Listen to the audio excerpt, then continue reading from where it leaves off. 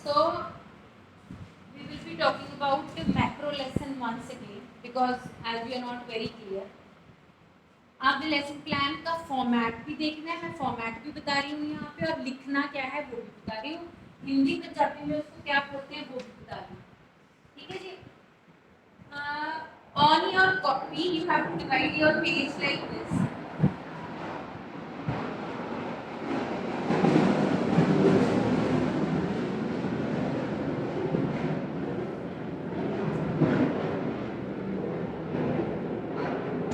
Lesson plan copies है ना बेटा, उसमें लेसन प्लान कॉपीज में मार्जिन नहीं बना होता, ये आपने ड्रॉ करना, और इस मार्जिन के अंदर आपने अपने टाइटल्स लिखने हैं, उसके बीच में आपने जो कंटेंट डालना है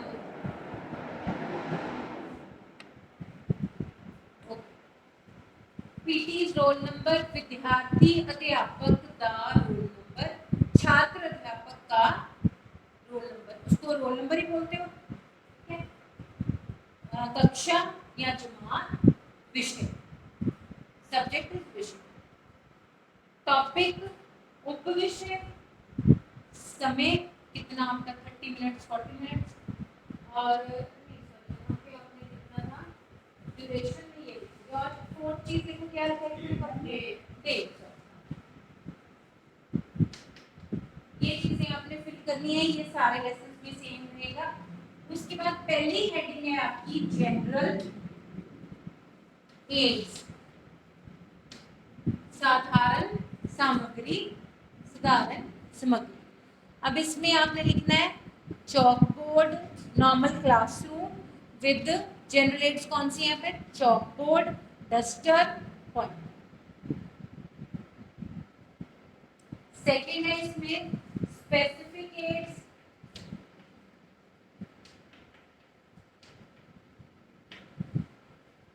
specific aids, a chart showing this whatever, for example अभी इसने oceans वाला कराया, a world map showing the different oceans of the world, so you have to specify what your chart or model of flashcards is show, तो specific तभी बनेगा, ठीक है।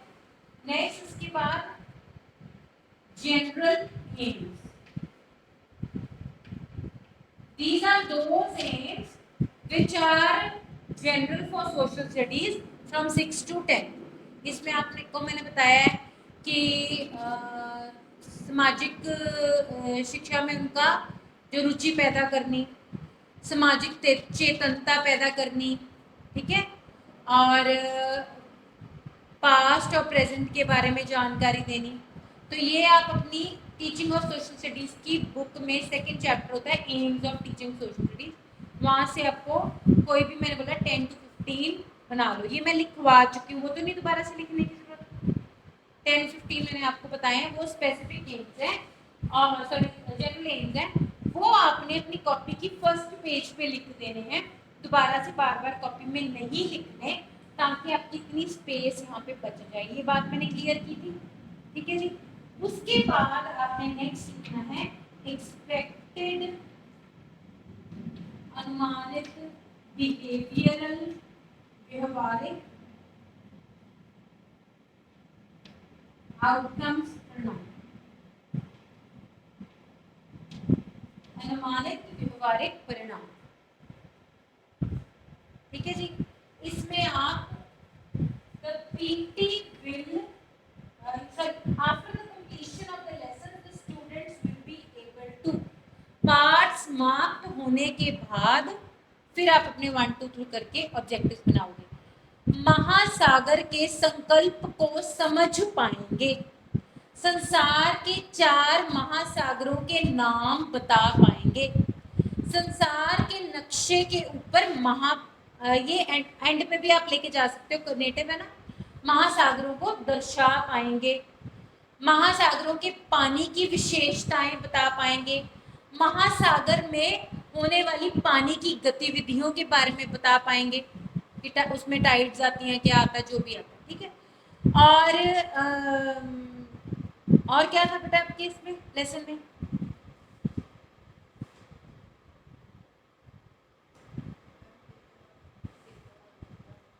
हाँ, महासागरों के चारों महासागरों के क्षेत्रफल को के बारे में बता पाएंगे। रिकॉल, वैसे तो रिकॉल भी कर सकते हैं वो। वर्ड्स आपको पंजाबी में थोड़े से लिमिटेड होते हैं। They will be able to recall the area of all the 4 oceans. क्षेत्रफल को एरिया ही कहते हैं ना। वो आप देख लेना ट्रांसलेशन क्या बनती है। ये एक्सपेक्टेड बिहेवियर आपका, ये आपके 5-6 जितने आपकी हेडिंग्स हैं, सब हेडिंग्स हैं टॉपिक में, उस हिसाब से आप बना। हमने अर्थक्वेक का किया था। They will be able to define an earthquake, they will be able to differentiate between the types of seismic waves, they will be able to state the causes of an earthquake, they will be able to state the effects of an earthquake, they will be able to relate the causes of the earthquake with the effects of the earthquake। ठीक है, ये आपने ऐसे शब्द जो हैं वो use करने, परिभाषित कर पाएंगे, उसकी किस्मों के बारे में बता पाएंगे, किस्मों के बीच में अंतर स्पष्ट कर पाएंगे, कारणों की जो है सूची बना पाएंगे, प्रभावों की सूची बना पाएंगे, कारणों के प्रभाव को प्रभावों से जोड़ पाएंगे। तो ये आप ट्रांसलेट करना, जहाँ पे ट्रांसलेशन में मुश्किल आती है वो मुझसे पूछना। Is it clear? इतनी बात क्लियर होगी बेटा? So this is expected behavioral outcomes, अनुमानित व्यवहारिक परिणाम। ठीक है, उसके बाद now that we have assumed and what the students will be able to do at the end of the lesson, we are going to check whether they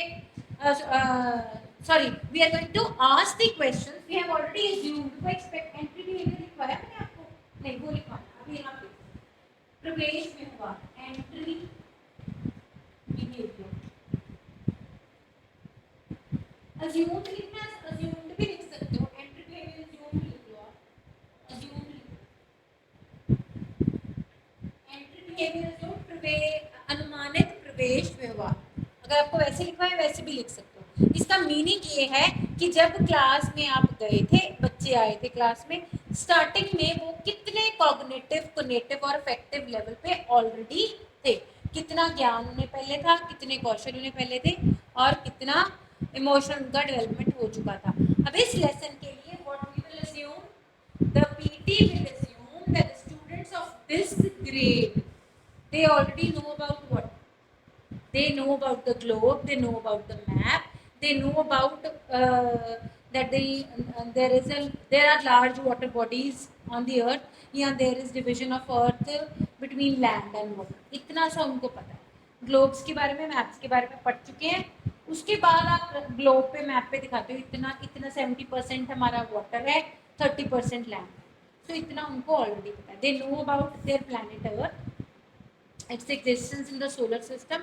They have seen the representative model of the earth as globe, and they know that the two-dimensional representation of a globe is a map. इतना तो उनको पता है ना, तभी आप बताओगे कि ये धरती है, धरती के ऊपर इतने प्रतिशत पानी है, इतने प्रतिशत लैंड है, तो वो आप जितना पहले उनको पता है वो assume करो। The PT will assume। और के लिए हमने क्या किया था? What did we assume? The PT will assume the students of this grade know about,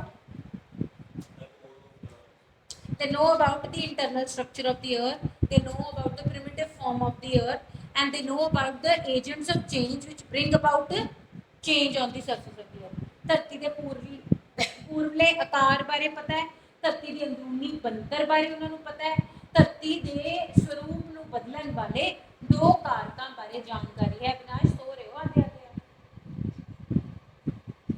सो रहे, मुझे पता चल गया, मैं भी ऐसे सोती हूँ खुली आंखों से। अच्छा ठीक है, ये समझ आ गई। अनुमानित प्रवेश व्यवहार, इतना मान के, अब जब हमने मान लिया कि बच्चों को इतना आता है, नेक्स्ट क्या करेंगे? हम चेक करेंगे उनको आता है कि नहीं, तभी हम अपनी बात शुरू कर पाएंगे। सो एंट्री बिहेवियर आपने अज्यूम कर लिया। नेक्स्ट क्या है इसमें? इंट्रोडक्शन लिख लो, या आप एंट्री बिहेवियर टेस्टिंग लिख लो। प्रवेश व्यवहार की जांच, या भूमिका, या पूर्व ज्ञान की जांच, जो परख जो पहले चला। मेरा एक अपना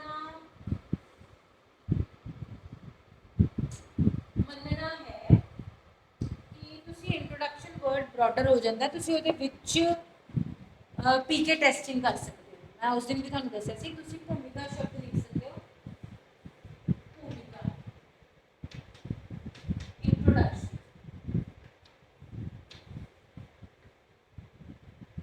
और the PT will introduce the topic in the following way।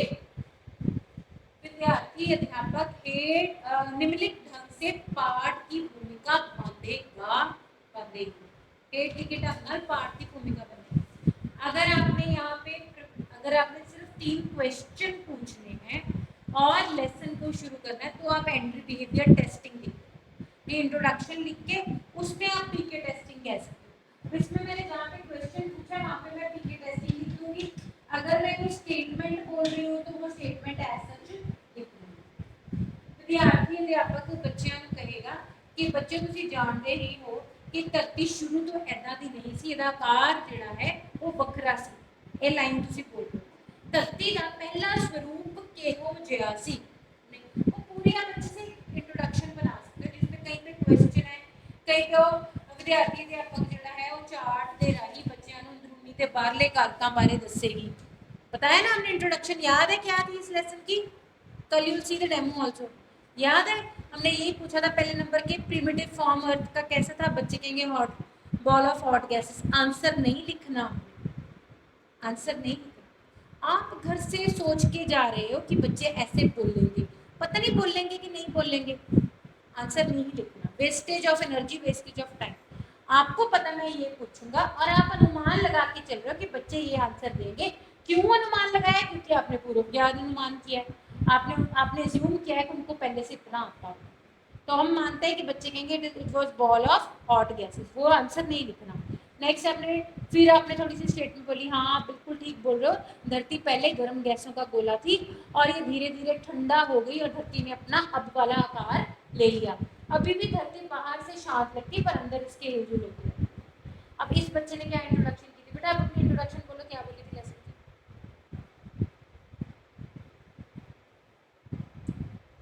बोलो बोलो।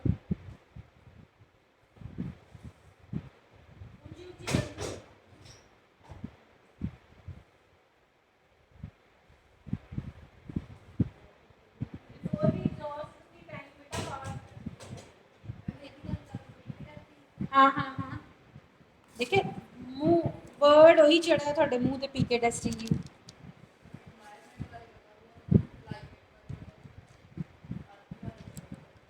ओके महासागर दी क्वेश्चंस की पूछे हैं तुसी? हाँ अब ध्यान से सुनो, ये टॉपिक इंट्रोड्यूस करने लगे हैं oceans of the on the earth, है ना, 4 ओशंस यही कराने लगे हो ना। हाँ और ये पीके टेस्टिंग क्या कर रहे हो आप? हाँ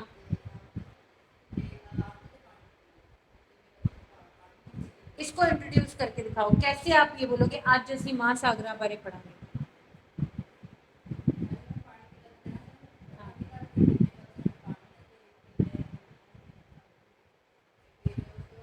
मेरे ख्याल च ਇਹ ਉਹਨਾਂ ਨੂੰ ਜੀਕੇ ਨਾਲ ਭਾਵੇਂ ਪਤਾ ਹੋਏਗਾ ਕਿ 70% लैंड है 70% लैंड और 20।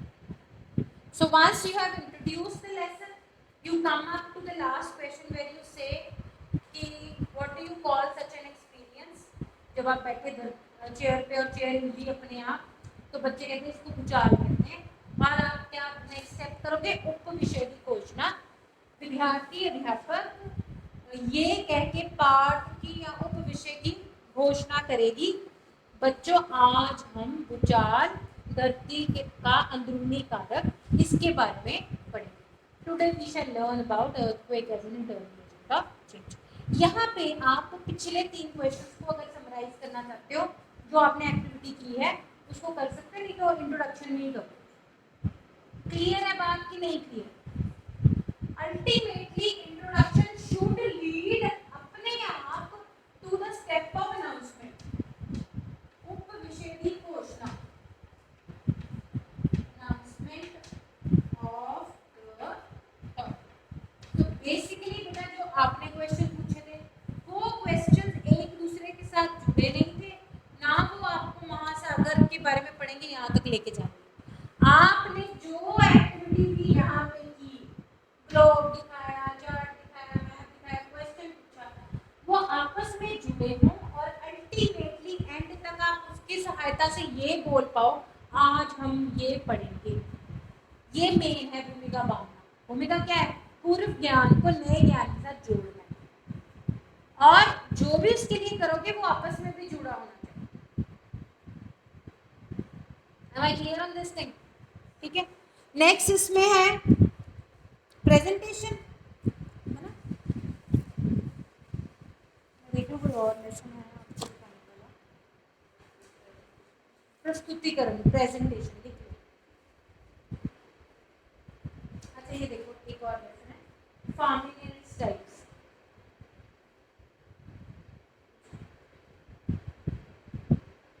Students will be able to define farming, explain different types of farming, explain the different methods used in farming.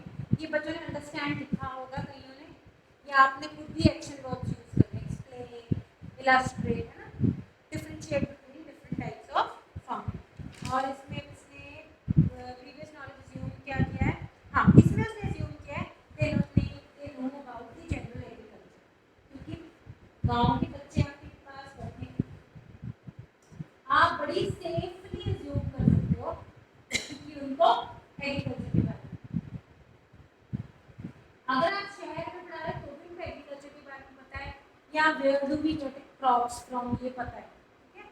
तो ऐसी वाली आप असम्पशन लगा सकते हो। The pupil teacher will introduce the lesson. उसने क्वेश्चन पूछा है in which state do you live, what is the major occupation of the people living here, let's say agriculture, and what are the things we need for farm। तो फिर वो बता देंगे जो जो चाहिए। Today we are going to do different types of farming। अगर आप ये इंट्रोडक्शन बनानी है ना तो आपने different types of farming जब करानी है, आपको ये पता होना चाहिए कि farming अलग अलग तरह की होती है। थोड़े जो एक किसान है वो सिर्फ अपने लिए farming कर सकता है, या वो large scale पे farming कर सकता है बेचने के पर्पस के लिए, ताकि आपका last question ultimately helps you to announce that today we will learn about farming and its types। Am I clear for this? Okay। तो प्रेजेंटेशन में मैंने आपको एक पूरी वो स्टेटमेंट लिखवा दी है, वही आपने लिख देनी है। बोलो क्या लिखवाई थी प्रेजेंटेशन के लिए? क्या लिखवाया था मैंने आपको?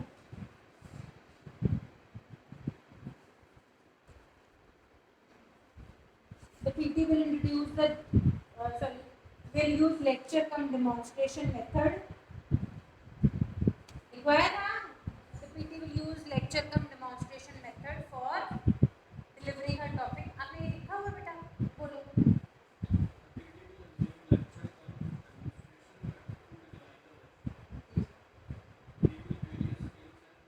She will use various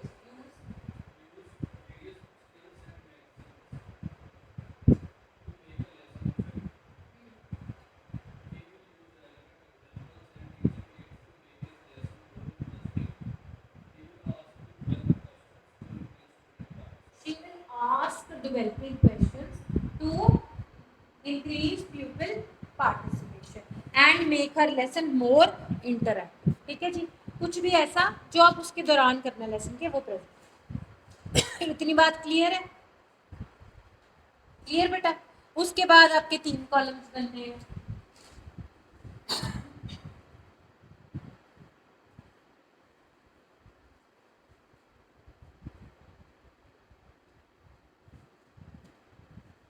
Divided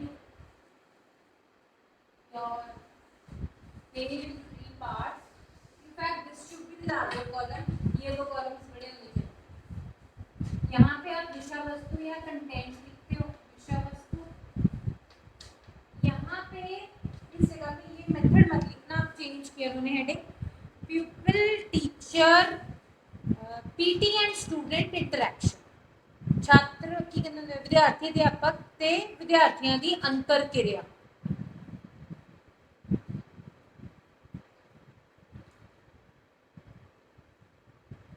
ठीक है जी।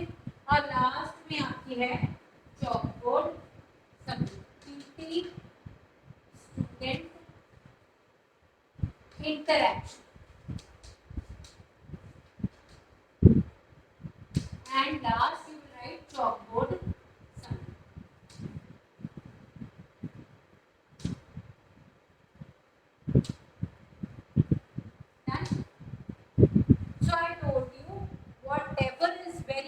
Important and relevant in the prescribed text book, copy it here.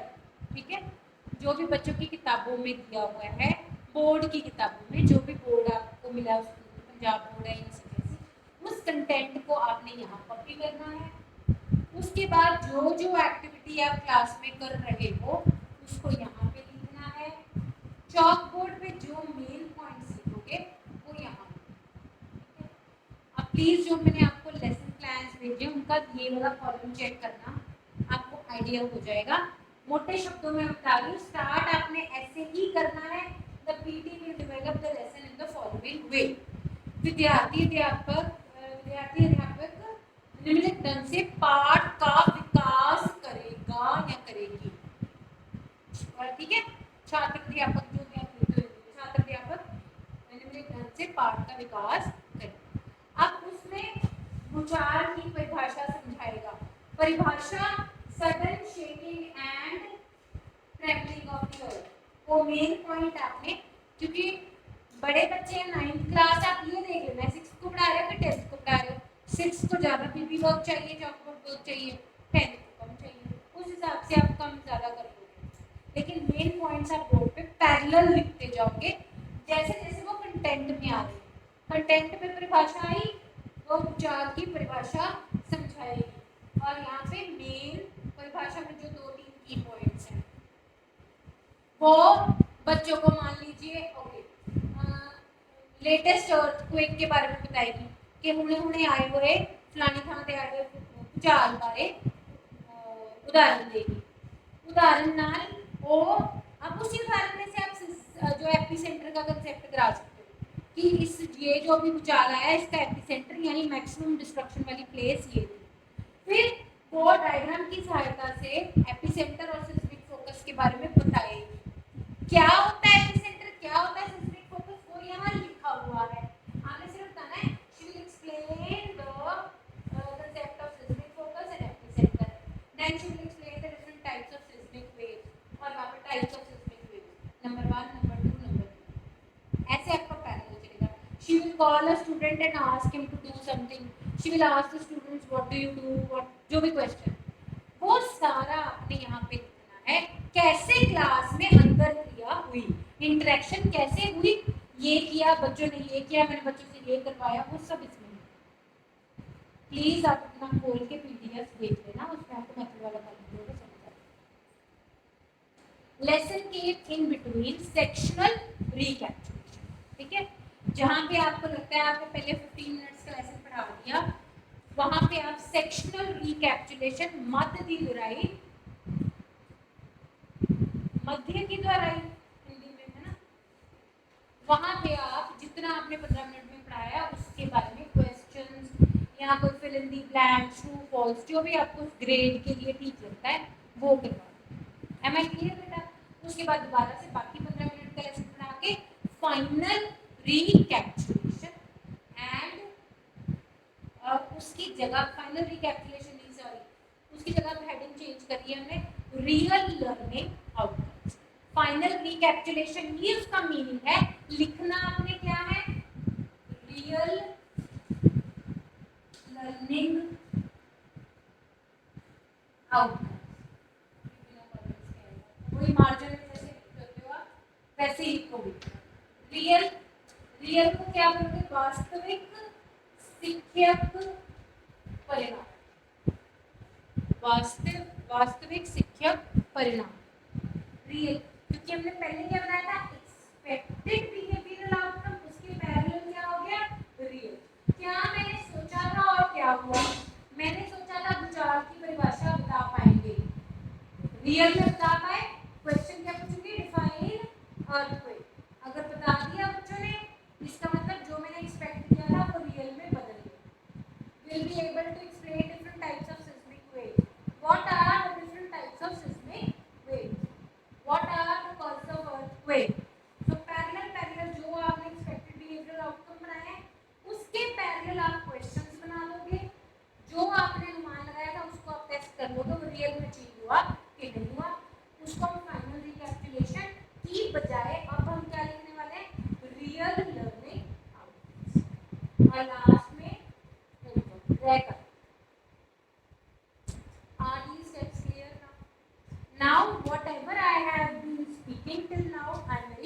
Demo lesson डाल दिया ग्रुप में, बहुत दिनों का आपने नहीं देखा था।